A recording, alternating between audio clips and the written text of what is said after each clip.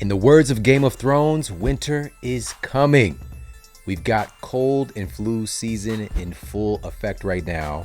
And on this episode, we're going to be talking about 3 very specific science-backed things for you to do to stay healthy all winter.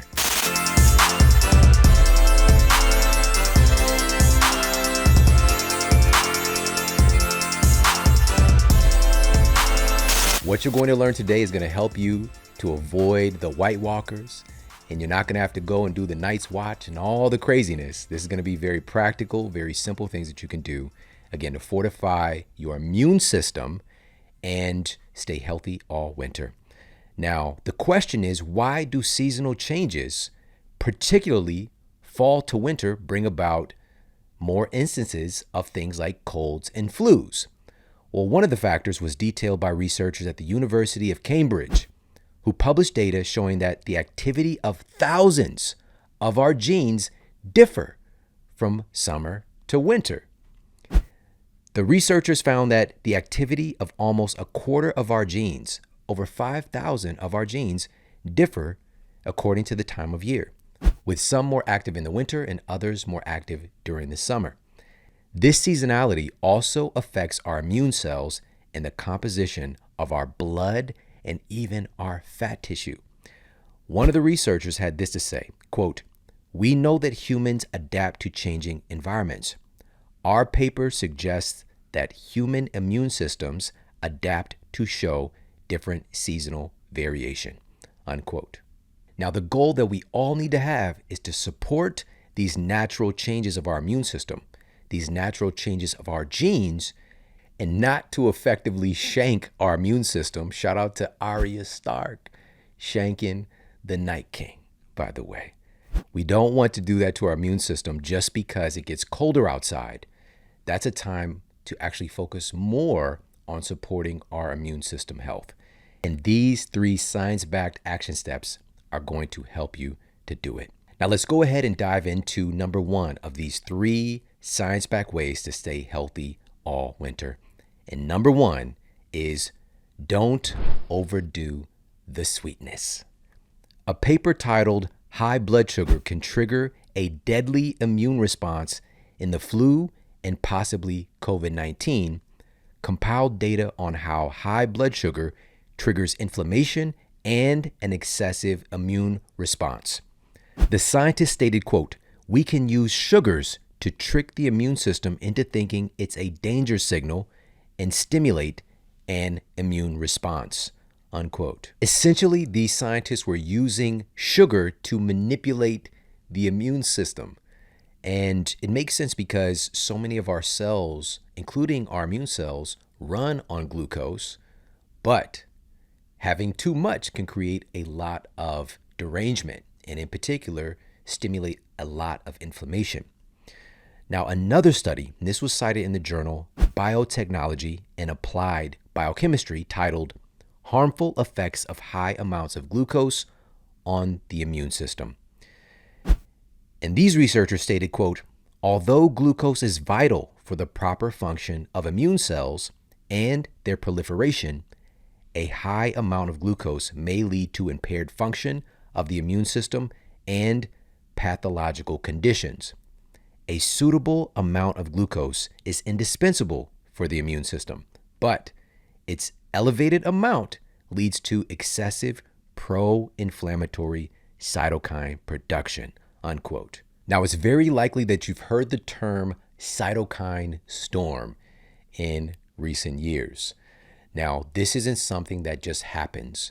This is something where our immune system is responding excessively to some form of an input. And it's not the thing that does it. It's not the external thing that we come in contact with. It's the response of our immune system. And we want our immune system to mount an appropriate response and not go overboard. That's the key. And so with this cytokine storm, we see that high blood glucose is one of those contributing factors that make outcomes far worse. And this is what we saw recently with higher rates of hospitalizations and also deaths when we venture into diabetes, obesity, and other chronic conditions.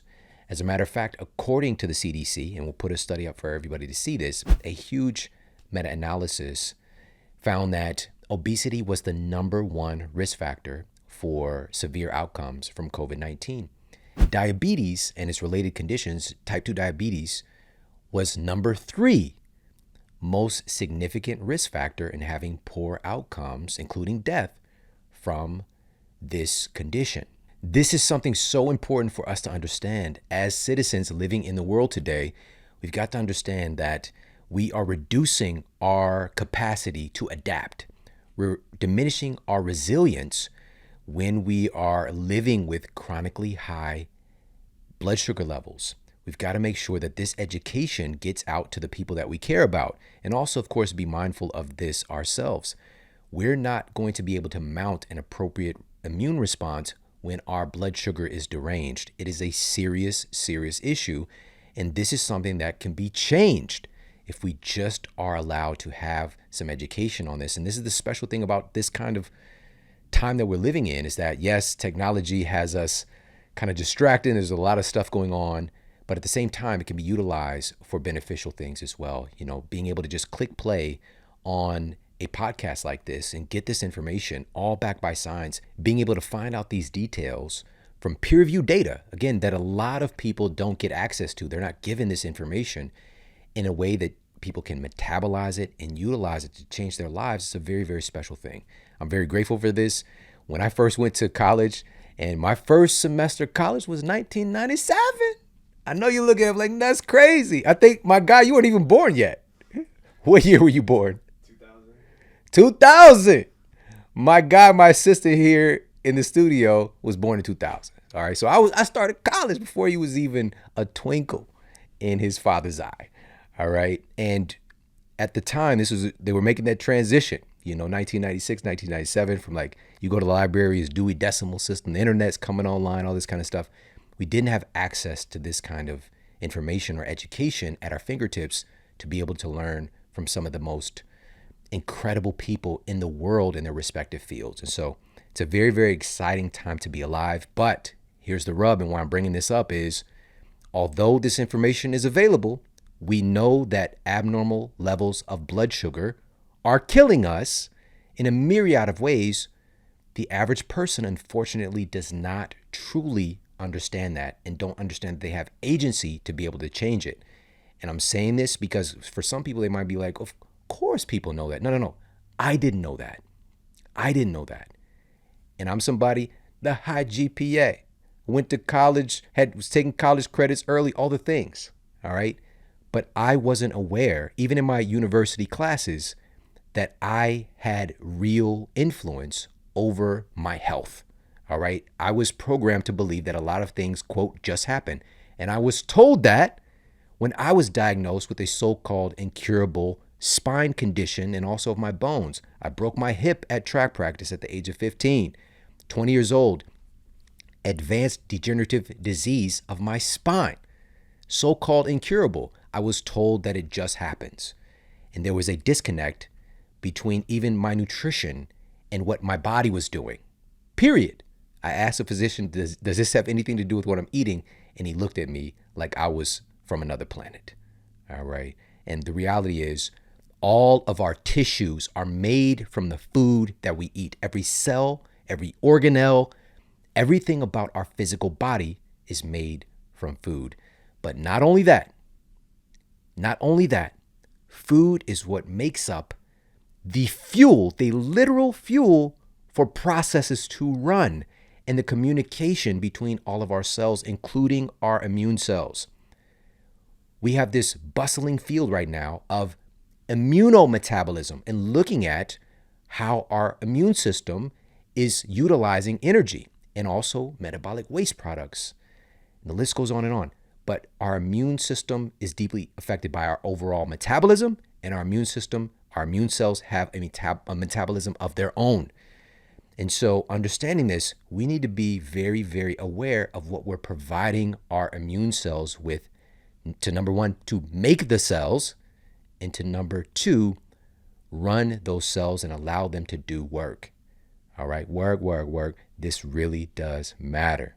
All right, shout out to Rihanna. Now, moving on. Why is this so impactful with our immune system and this exposure to sugar? One of the reasons there's a remarkable impact of sugar and the food that we eat overall on our immune system is the interface between our gut and our immune system. A recent study published in the peer-reviewed journal Nutrients affirms that over 70 to 80% of our immune cells are located in our gut, in our GUT. And it just makes logical sense, by the way, because your gut is a primary point of contact for your body and the external environment. So your immune system, just through our evolution, the way that we're designed, it better be front and center if something is coming literally inside of your body to make sure that said thing does not kill you or make you sick. The immune system needs to be front and center. And so this interface with our immune system and our gut, we're talking a cell layer thick, that separation between your gut and these immune cells. And there is a huge back and forth, infinitely fast, 24/7, every single micro moment of our realities, ping pong of data going back and forth with our immune system and the contents and the activity, the microbiota of our gut. Your immune system is highly sensitive to what goes on in your gut. The most recent peer-reviewed data shows you can shift the bacterial cascade of your microbiome within 24 hours, both negative or positive ways, all right, depending on what you're interacting with.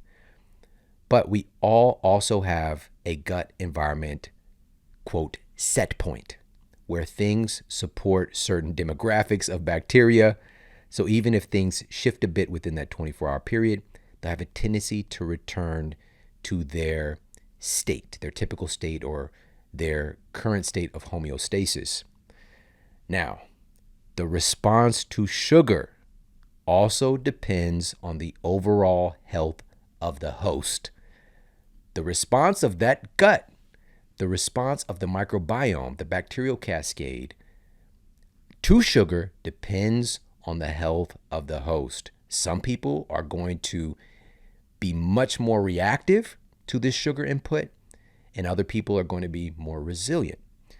But even within a short window of bacterial chaos, your immune system can be suppressed and dramatically increase your likelihood of infection due to that sugar input. But specifically, it's added sugar. Added sugar. There's naturally occurring sugar. All right. Fruit has naturally occurring sugar. Added sugar is when sugar is added to said food item. All right. So this is refined versions of sugar. A study published in the American Journal of Clinical Nutrition uncovered that one of the ways that the consumption of sugar suppresses the immune system is by directly decreasing the capacity of neutrophils, this is an aspect of your immune system, to be able to engulf pathogenic bacteria. So it suppresses or diminishes the capacity of these neutrophils to engulf pathogenic bacteria for them to be neutralized and moved out of our system. Sources like refined sugar, high fructose corn syrup, and even pasteurized orange juice were noted in the study to cause this derangement. The greatest effects occurred between 1 and 2 hours after consuming the sugar, but the values were still significantly depressed for up to 5 hours after eating these refined sugars. All right, so it really does a number on our immune cells' ability to respond to foreign invaders. All right, so keep that in mind. This isn't just hearsay. We want to make sure that we're minding our blood glucose and understanding that our response to certain foods is going to depend on us. We all have a unique metabolic fingerprint. And so this is why I'm such a huge fan of folks at least having a stint, just track it for a week or two, at least once, to utilize a continuous glucose monitor to be able to know firsthand how certain foods affect you versus other people. I've seen my wife and I respond very differently to certain foods. And also her baseline blood glucose is different from mine. And it's so crazy because, again, we might think that a food is, quote, healthy, and it might be, but it might impact our blood sugar in a negative way that makes that food probably something that we don't want to eat on a regular basis. And it could be something that's holding us back from achieving our health goals, whether it's weight loss, whether it's improving our cognitive function, because blood sugar derangement has a huge role in our cognitive performance. But the continuous glucose monitor that we use, my wife she has one on right now, is from Levels. And Levels shows you in real time, utilizing continuous glucose monitors, how different foods affect you. Levels provides access to continuous glucose monitors and the incredible Levels app that pairs with these CGMs to provide your own personalized data. It is so easy and easy to understand. And the scientists there at Levels, just absolutely amazing. They're providing and accessing all these different data points and sharing them with you to point you in the right direction of foods that can be helpful for you, and also guiding you away from things that could be hurting you that you might not realize. And also, because of all their data inputs from all of these incredible people out there that are utilizing Levels, they've collected all these data points and being able to target certain foods that, for the majority of people that they might think are healthy, are actually problematic. And also other foods that might be villainized are actually quite healthy when it comes from specifically that blood glucose perspective. And right now, Levels is providing listeners of the Model Health Show a very, very special offer. When you go to levels.link/model, go there right now. When you get their annual membership, they're going to give you 2 months for free. So check it out ASAP. That's levels.link/model. That's LEVELS.LINK/MODEL. All right, go there right now, levels.link/model. 2 months free when you get their annual membership. This is a huge, huge resource in being able to track your unique metabolic health, find out what foods are best for you, levels.link/model. Now, it's important also to understand that we're not here during this time of year. This is a time when the sweetness goes a little bit hard. It gets hot and heavy when it comes to the sweets. Ironically, during cold and flu season, it's like we got kind of the kickoff spot. We got Halloween transitioning right into the Thanksgiving with the pies and with the cakes. And then we got Christmas right around the corner, Christmas cookies. All right. Cookies are out here heavy. And we're not here to villainize these things. We're here to enjoy intelligently and not go too hard. That's the key. And that was number one here on our list, is don't overdo the sweetness. I didn't say don't have any of the sweetness. Have some sweetness. We all need a little sweetness in our lives, but be mindful to not overdo it, because you don't need to hit the cookie and the pie and the fruitcake all in one sit down, or all in one day even. Enjoy some of the sweet goodness, but at the same time, let's be more intelligent in our choices. Make sure that we're getting a variety of other key nutrients and foods. Make sure that we're meeting our protein needs, all those different things. But we don't want to villainize these things. We want to enjoy the holidays. And also, there's so much to enjoy. Growing up, I grew up in two very, very different environments. Being biracial, I had my white family, I had my black family. At the white family, we had pumpkin pie. All right, pumpkin pie. Black family, sweet potato pie. All right, I got to experience both. And so, but by the way, we tend to lean one way or the other. We tend to have our preferences, but they're all out here on the streets. Both of them delicious. All right. And even with that said, there are some cultural bridges with all these different things as well. Everybody's got the turkey out here, got the cranberries. But then different families have different traditions. For whatever reason, on my black side, my grandma Olame would make spaghetti every Thanksgiving. For spaghetti? Yeah, she makes some spaghetti. It was fire as well. And then with my white grandmother, Carol Sue, we had this pickle dish. I don't know what it's called, but I guess it's a charcuterie board today. Now I know what it is, but it would be like these different kinds of pickles and cheeses and stuff like that. And I just called it the pickle dish, the pickle tray. But this is a really special part about the holidays, is being able to spend time with family, to experience different food experiences, and to also be able to have some of our favorites. Sometimes we don't eat very often. And my advocation is for us to do our best to improve the quality of the foods that we're getting, improve the quality of the ingredients that we're using, and making sure to the best of our ability that we're not utilizing a lot of highly refined sugars, a lot of pesticides being integrated into the products that we're buying, but just making smarter decisions, improving the food quality. That can improve our health dramatically, just that one step. So we want to absolutely enjoy the holiday season, but also be mindful that one really tough interaction, one overboard interaction with a lot of sugar can definitely suppress our immune system.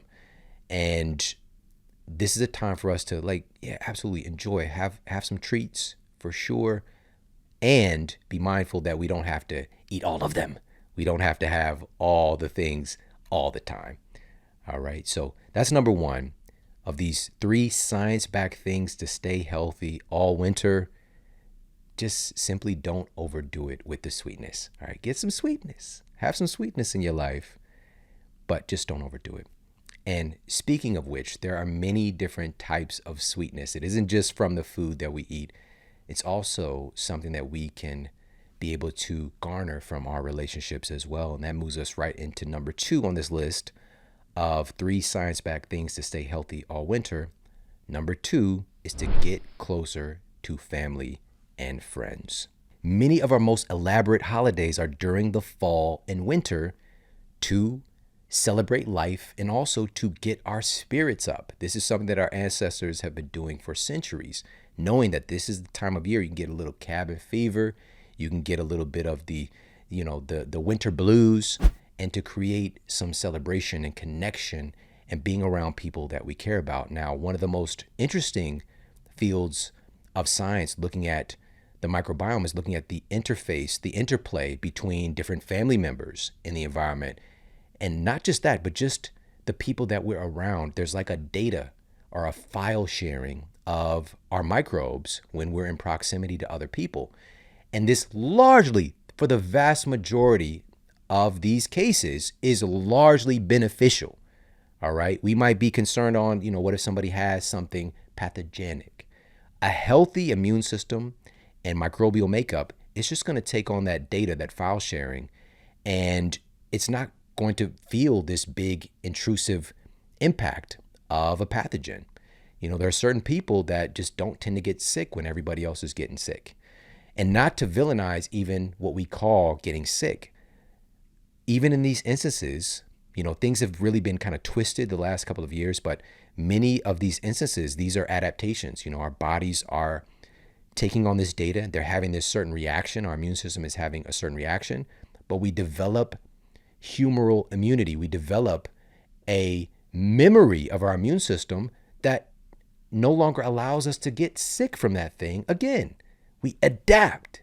It is what has allowed us to make it here as a species. And so if somebody has some symptoms, if you ever have symptoms, it's not a bad thing. All right. Now, of course, we don't want to be interrupted. We don't want to feel down, but sometimes our body is signaling us to slow down, to be mindful of the things we might have done that could have suppressed our immune system a little bit, and just look forward to doing better the next day. Looking forward to focusing more on what I can do to fill my own cup, to feel healthy, to reduce stress, and to take care of myself. And so, with that being said, that's one of the important parts about getting closer to family and friends during this time of year is for that microbial file sharing that is automatically happening. When you're around people, you're sharing microbes. It's super weird, but it's also super cool. And when we are isolated, when we're away from each other, we're not getting this exercise for our immune system. We're not getting these additional inputs that make us more resilient. Now, one of the most remarkable reasons that we need to focus on getting closer to friends and family during this time of year to stay healthy all winter is because of the incredible effects of oxytocin, the profound human bonding chemical. Oxytocin gets a couple of nicknames: the cuddle hormone, the love hormone, but we produce oxytocin when we're around people that we care about. Now, how does this impact our immune system?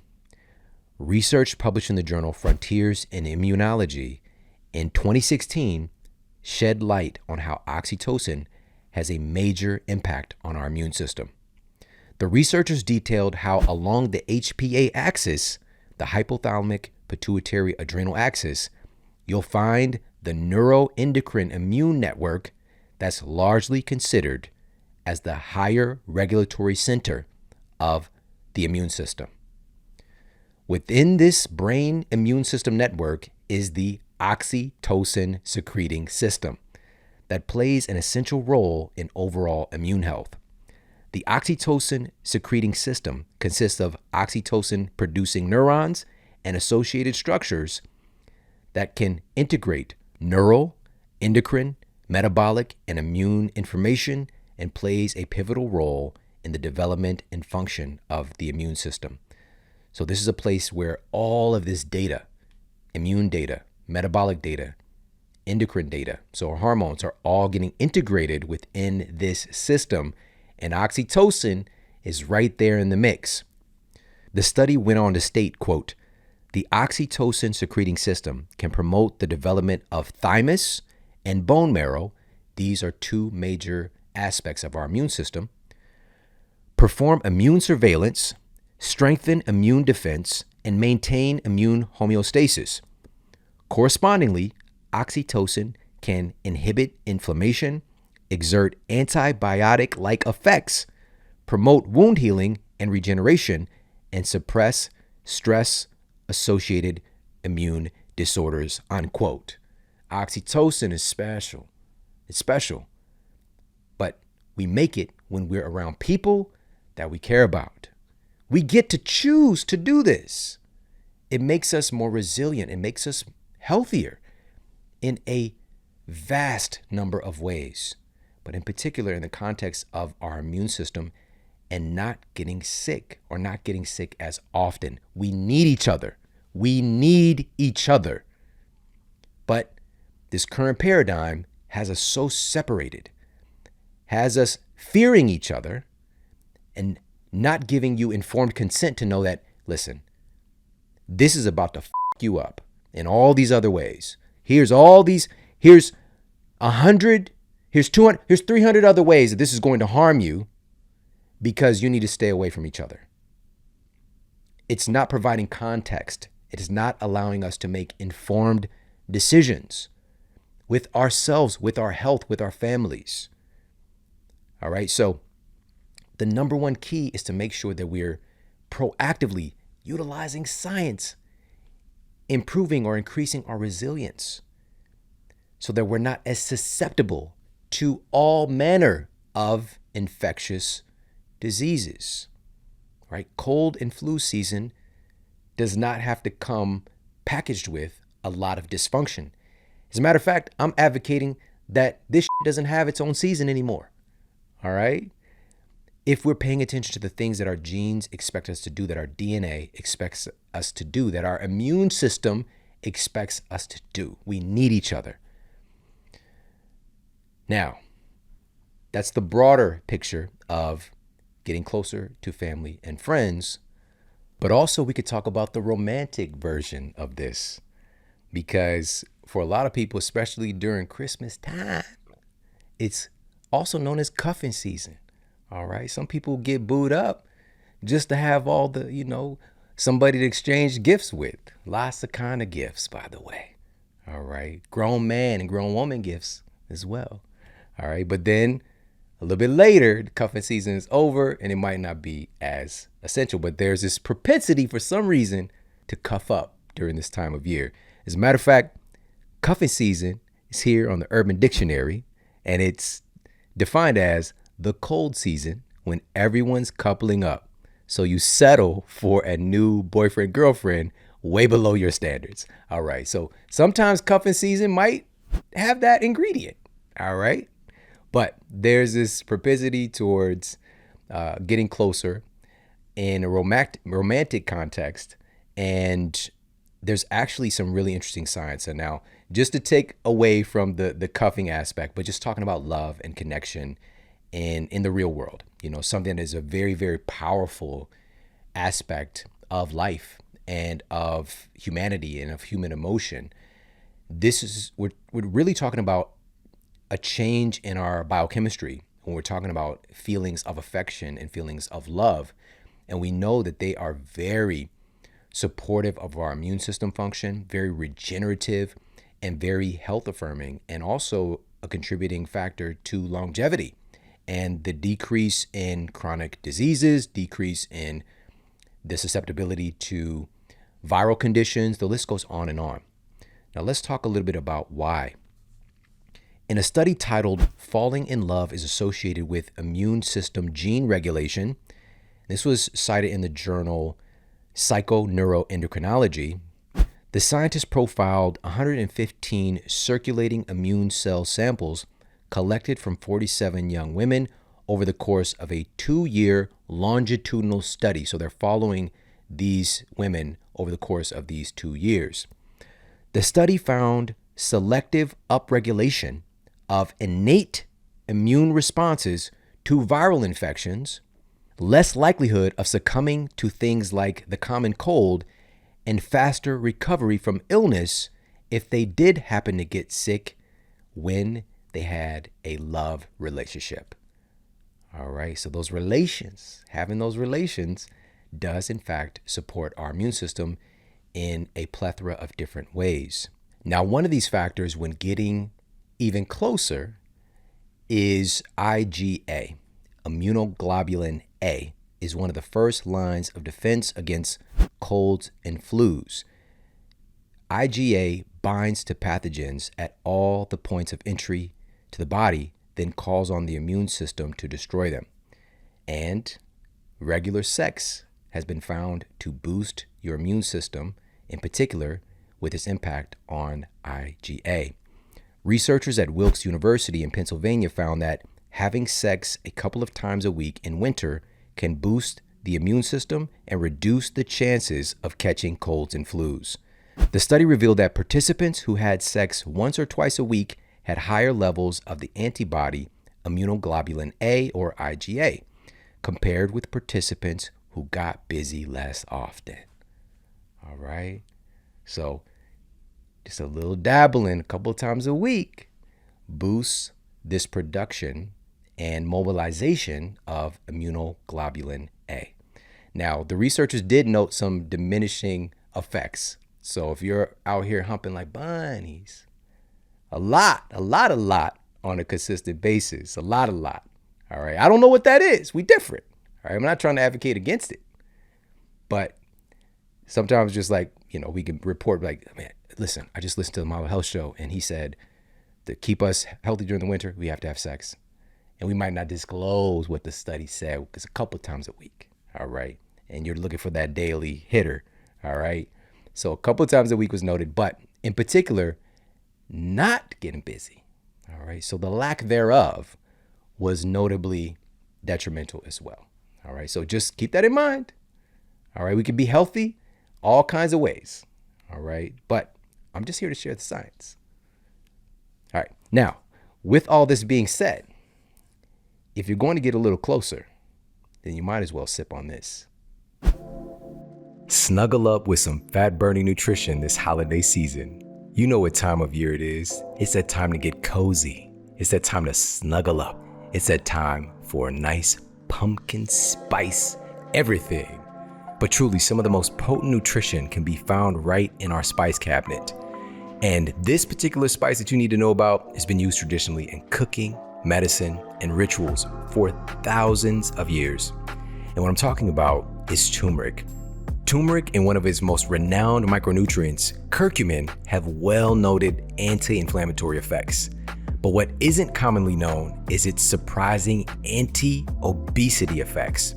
A study published in the European Journal of Nutrition uncovered that, in addition to downregulating inflammatory cytokines, curcumin in turmeric also upregulates the activity of adiponectin and other satiety-related hormones. Turmeric has been found to actually improve insulin sensitivity, reduce blood fats, and directly act upon fat cells. Another really interesting thing about turmeric is that it has anti-angiogenesis properties. A study published in the Journal of Nutrition found that curcumin in turmeric is able to reduce angiogenesis in adipose tissue, which is fat tissue. And angiogenesis is the process of decreasing the blood supply and nutrient supply to those pesky fat cells, and also to cancer cells as well. And turmeric has been found to have an intelligent, selective capacity to target rogue cells and reduce their ability to grow. Really, really fascinating stuff. And it's one of my favorite things that's in the Gold blend from Organifi. This blend highlights a supercritical extract of organic turmeric plus other metabolism enhancing spices like cinnamon and ginger. It also has reishi, which is clinically proven to support your sleep quality. It's a great vibe, great way to relax, and a great time to enjoy this season. Head over and check them out. It's Organifi.com/model. That's ORGANIFI.com/model for 20% off your gold latte. Check it out. Organifi's Gold Pumpkin Spice Latte is available for a limited time, so make sure to check them out. Again, 20% off when you go to Organifi.com/model. All right, so hopefully that sexy rendition brought a smile to your face, and smiling and laughter. This is also a very, very powerful benefit for our immune system. And as a matter of fact, a study conducted at Indiana State School of Nursing found that laughter is able to reduce stress and improve natural killer cell activity. So this is another important aspect of our immune system. And that's really powerful. You know, this is something that we have some input on, right? Being able to choose to be around people that make us laugh, right? Watching some funny movies, or, you know, sharing some funny memes and things like that. But just making sure that you give yourself permission to have some joy each day, to laugh, and to enjoy your life to the best of your ability. And we know people that are in very dire circumstances that still find a way to laugh and to find joy even in the most mundane things. And so give yourself permission this season. You know, winter is coming, it's upon us, to employ proactively being around people that you care about, and also making sure that you give yourself permission to have a good time, laugh, have some fun. Life is serious enough as it is. There's a lot of things going on in the world, and it's going to continue to be that way. And so we've got to carve out and choose for ourselves to find joy. And I said these words earlier, I'm going to say it again. Give yourself permission. Give yourself permission to experience joy and laughter. It's a birthright, is an important part of being alive. And that's going to make you more resilient and make you better able to show up for those tough circumstances, to support and to help other people. All right, now, that was number 2 on our list of these 3 things to stay healthy all winter. Now we're going to move on to our final one, number 3. And this one is to keep moving. A meta-analysis published in Exercise and Sports Science reviews determined that regular exercise significantly improves human immune system responses to infections and reduces susceptibility to viruses. Exercise is one of the most science-backed ways to stay healthy and resilient, to decrease our incidence of getting sick. Now, the issue is during the winter months, depending on where you live in particular, the weather can be less accommodating to do some of the things we might tend to do or want to do as far as physical activity. But we got to stop. We got to stop letting us stop us. We need to pre-plan ways to pivot when the weather is not as friendly so that we can get some movement in, because truly our cells, our immune system cells, need that movement input. And I'm going to share more data on why that is, but it is critical. It's so important. And there are a plethora of ways. If you find yourself indoors or snowed in, I'm from St. Louis, Missouri. We tend to get extremes of all the different seasons, right? Spring is super nice. Fall, beautiful. Winter, it could be a problem. All right, same thing. Summer in St. Louis, that heat does not care. It is blatantly, it has a problem with you. All right, in St. Louis, because of the humidity. All right, it might be 95 degrees, but 115 degrees with the humidity. And learning the distinction being in St. Louis, 100-degree heat versus Los Angeles, 100-degree heat is different. In Los Angeles, 100-degree heat, you can go into the shade and find some relief. In St. Louis heat, you go into the shade and the heat follows you and chokes you out while you're trying to relax in the shade. All right, it does not care. And so having these different experiences, different conditions, I know what it's like. I know what it's like when there's a lot of snow outside or when it's way too hot.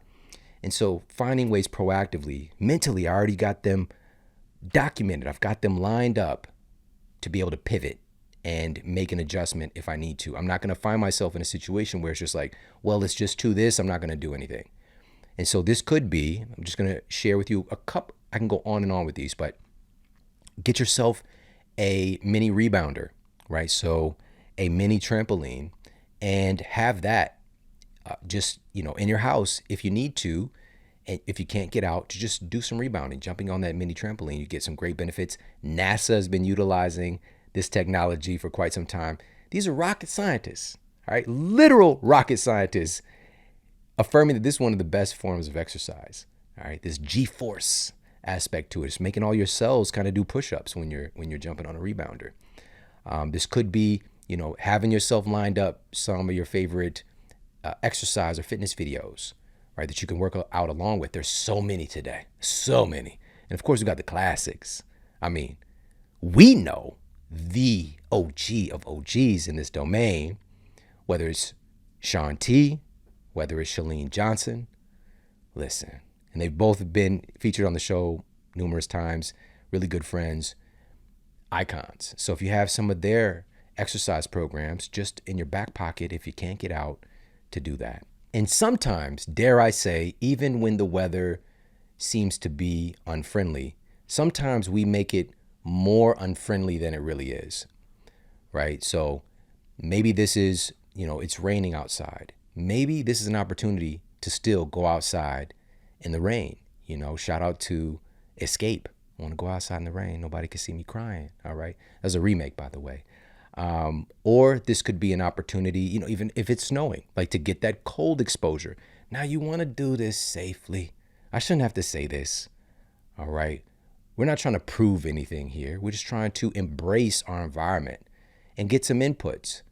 A lot of times, like straight up, but sometimes we can go for a 10-minute walk outside when it might be, freezing temperatures, and get this input in, get in a quick walk, get this stimulation. You're going to feel so invigorated from that cold exposure. A lot of times, like, we're proactively finding ways to do that. Somebody might do a cold plunge, but they won't go outside if it's cold. All right. Like, come on. So not allowing the weather to dictate whether we're moving or not. All right. A lot of people have different pieces of equipment that you might have a couple of things in your garage. We've got, different kettlebells and steel maces. And, we've just been picking up little pieces of equipment over the years. Some people have stationary bikes and treadmills and all these. There's so many ways to pivot. All right. So many different ways. But think creatively. Make sure you have a plan. If you know that if you have lived where you live for a number of years and you know that winter tends to be when you are not able to get out a certain amount of times, pre-plan for that at this point, all right? You know it's going to happen. Just pre-plan. Benjamin Franklin said, if you fail to plan, you're planning to fail, all right? It's all about the Benjamins. Now, moving on, let's talk a little bit more about why this specific thing that our genes expect from us in the form of movement is so important for our immune system. And just to provide a little bit more context on this, one of the most recent infectious disease outbreaks, being COVID-19, was put up against exercise to see the impact that it had. And this study was conducted by researchers at Kaiser Permanente Medical Center, and it tracked the exercise habits of nearly 50,000 COVID-19 patients, and it revealed some eye-opening evidence. After analyzing their exercise habits over the 2 years prior to the pandemic, it was revealed that people who did not exercise regularly were 2.5 times more likely to die from that virus. Now, again, this was compared to people who consistently exercised. But the question is, like, what does that mean? What kind of exercise? What are they doing? How does this create this form of resilience? Like, again, improved immune system function. What's going on there? What are the specifics? And another study, this was published in the peer-reviewed journal, the British Journal of Sports Medicine, and it analyzed detailed exercise data from a large population of participants. Number one, they found that regular exercise had a notable protective effect against contracting a COVID infection. Number two, they found, and this was even more significant, regular exercise appeared to slash the risk of severe COVID infections. You know, people are just picking up the vid just left and right, regardless of their affluence, regardless of their medication choices. It was hopping around apparently on the streets. All right. But people who regularly exercise appear to slash the risk of severe infections. And number three, regular exercise dramatically reduced the risk of death from COVID-19 as well. Now, what type of exercise works best? Cardio, strength training, both?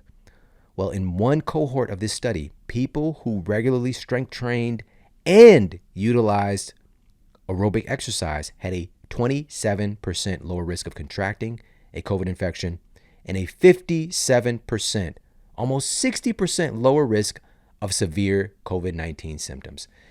I didn't say 100%. Somebody might be like, I exercise every day. Don't miss the message. Don't miss the point. Don't miss out on something that, again, this is not across the board, but we know that this does fortify and improve and support the function of a healthy immune response when we're regularly exercising. In particular, as this cohort noted, getting some strength training and aerobic exercise in each week. Now, the real question should be, how? How, Sway? How? How does this work? How does this work? Now, what's happening behind the scenes are some really incredible things. One of the reasons that it works is that exercise enhances something called immunosurveillance. This is the process by which the cells of our immune system look for and recognize foreign pathogens to effectively make adaptations to them. So exercise is like your immune system's guy in the van. All right, the one who's running the surveillance, telling you what's up, keeping you posted. And this enhances this immunosurveillance so that our immune cells are more apt and intelligent and ready to identify pathogens. Also, exercise is well noted in a mountain of studies to reduce systemic inflammation. Exercise improves the recirculation of immune cells that stimulate an anti-inflammatory and antioxidant state through multiple pathways. Also, exercise improves immunomodulation. So this is the key. This is the absolute focal point of having an appropriate immune response. It has to do with immunomodulation, where our immune system might need to ramp up in some instances or be able to tamper down in other instances and not go too far. And so exercise improves immunomodulation. Exercise improves our body's ability to mount an appropriate response to the things that we're exposed to. Special. Exercise also delays the onset of something called immunosenescence. This is the gradual degradation of the immune system associated with aging, largely, and is regarded as a foundational reason why elderly populations have higher rates of susceptibility to certain infectious diseases. But exercise dramatically reduces immunosenescence. And if you look at folks that are exercising in their senior years, they are far healthier. They get sick far less often. But this is something that it's not being prescribed. It's not being prescribed to these patients to get in a certain amount of steps or to make sure that they're strength training to make sure that their immune system is strong. It's just passing out drugs like candy, as if that is the real solution. Because guess what? If you look at the data, and we've talked about this on the show, we have not figured out, there has not been a drug created that has been able to effectively stop colds and flus or any number of infectious diseases. Like, they just keep getting worse.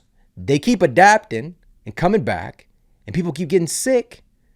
And what a lot of folks don't realize is that even prior to COVID-19 showing up in our lives, flu deaths were ridiculously high in recent years. But it's not getting its own marketing and headline.